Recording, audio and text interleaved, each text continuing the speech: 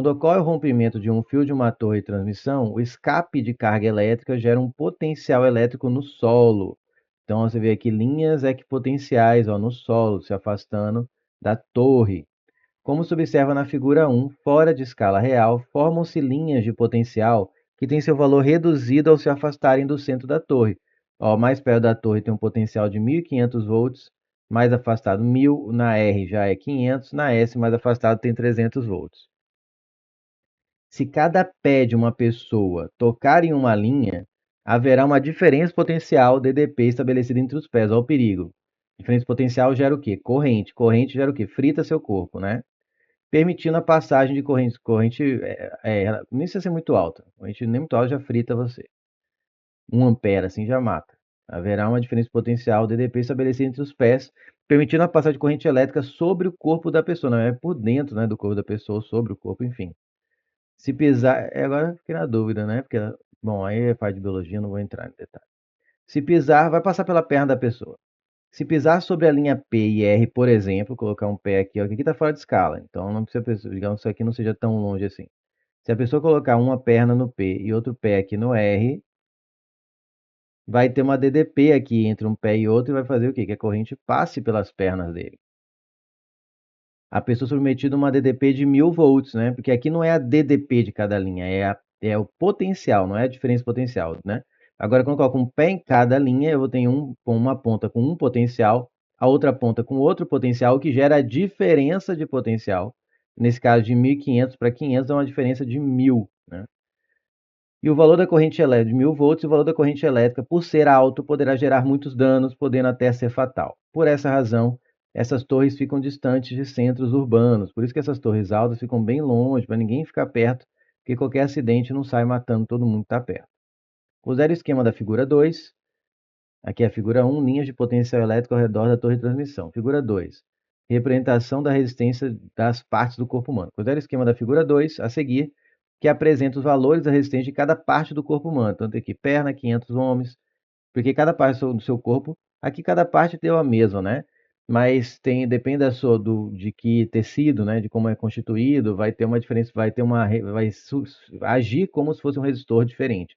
Tem resistência, né? Qualquer coisa que ofereça resistência à passagem de corrente elétrica pode ser chamado de um que funciona como resistor. Causa o quê? Efeito Joule, transforma energia elétrica em térmica. Por isso que eu falei que frita a pessoa por dentro.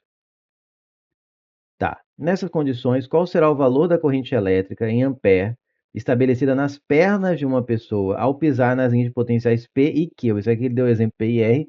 Aqui está falando P e Q. Ela vai pisar um pé em P e outro pé em Q. Assim, beleza? Aqui o que, que pode muita gente errar? É achar que a corrente vai ter que passar pelo abdômen, pelo braço e pelo braço. Observe que quando ele pisou uma perna em outra, é como um pé num potencial e outro pé no outro potencial, é como se eu tivesse colocado um gerador aqui, ó.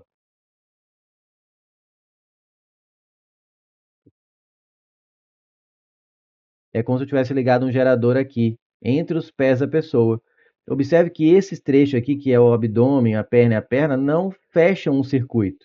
A corrente não vai para lá porque ela não tem como voltar, né? Aqui teria que ter alguma coisa assim para ele voltar aqui no circuito, né? Mas não tem, né?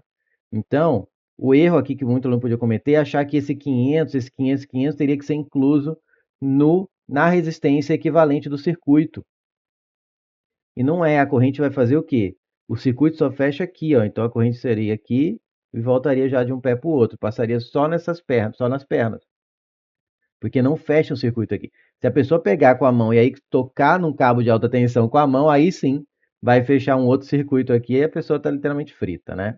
Mas aqui ela só está com um pé em um e um pé em outro, as mãos não estão encostando em nada. Então a corrente elétrica não vem para o abdômen, aqui para o tórax e para os braços. Esse era uma coisa que podia derrubar, o aluno querer incluir os outros 500 de algum jeito, né? Porque nem tem como ver, como não fecha o circuito, não tem nem como ver associação alguma nesses três.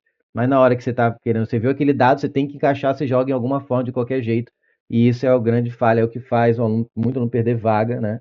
Em curso concorrido, porque não interpreta, só decora a fórmula e não percebe que tem que ter um circuito fechado, né? Então, quando ele pisou um pé em outro, é como se o gerador estivesse entre os pés dele aqui. Então, só essa parte do circuito aqui que conta. Então, é como se o circuito que eu vou trabalhar aqui fosse assim, ó.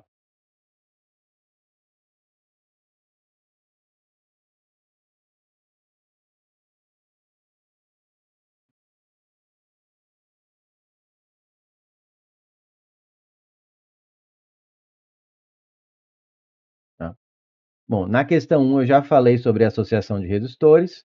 Aqui, para olhar se está em série em paralelo, basta perceber que a corrente que sai por aqui passa nesse primeiro resistor é exatamente a mesma que passa nesse segundo resistor. Ela não se divide aqui porque não tem para onde ela ir.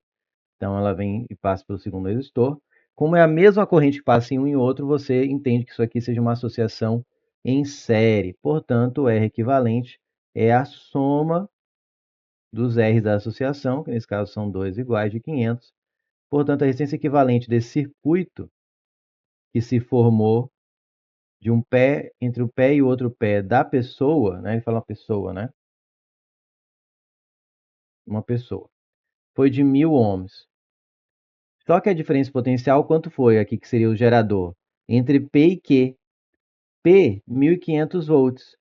Q, 1000 volts. Então, a diferença aqui de um para o outro, você pega a diferença em módulo mesmo, que seria o maior menos o menor, acaba dando o valor em módulo, é 500 volts. Pronto. Agora, a única coisa nova aqui, que eu não ensinei nas questões anteriores dessa aula, é relembrar a primeira lei de Ohm,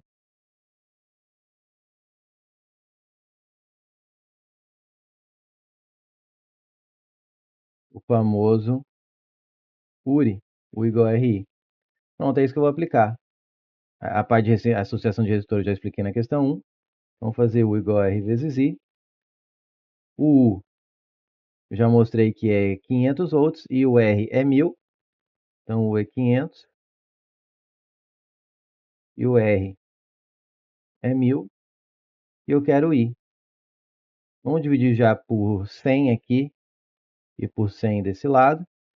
Ficou 5 sobre 10, que é 0,5. O quê? Ampere, já que eu usei tudo nesse I. Meio ampere. Se parece pouco, mas isso aqui já causa um estrago, pode matar já, né? Eu não sei se tem que passar pelo coração para matar mesmo, aqui só ia fritar a perna da pessoa, mas acho que vai dar uma queimadura boa aí. Eu não sou entendido, de novo, é uma parte talvez mais para a área médica. Mas meio ampere para atravessar uma pessoa já você vê muito exercício no Enem, né? Que é aquela tabelinha. Já é uma quantidade bem alta, já causa muito estrago no organismo de uma pessoa, tá bom? Então, por isso que é muito bom você ficar longe de torres de alta tensão ali na beira da estrada. Não vai querer inventar de chegar perto, não, tá bom? Fica longe mesmo. Gabarito, A de amor.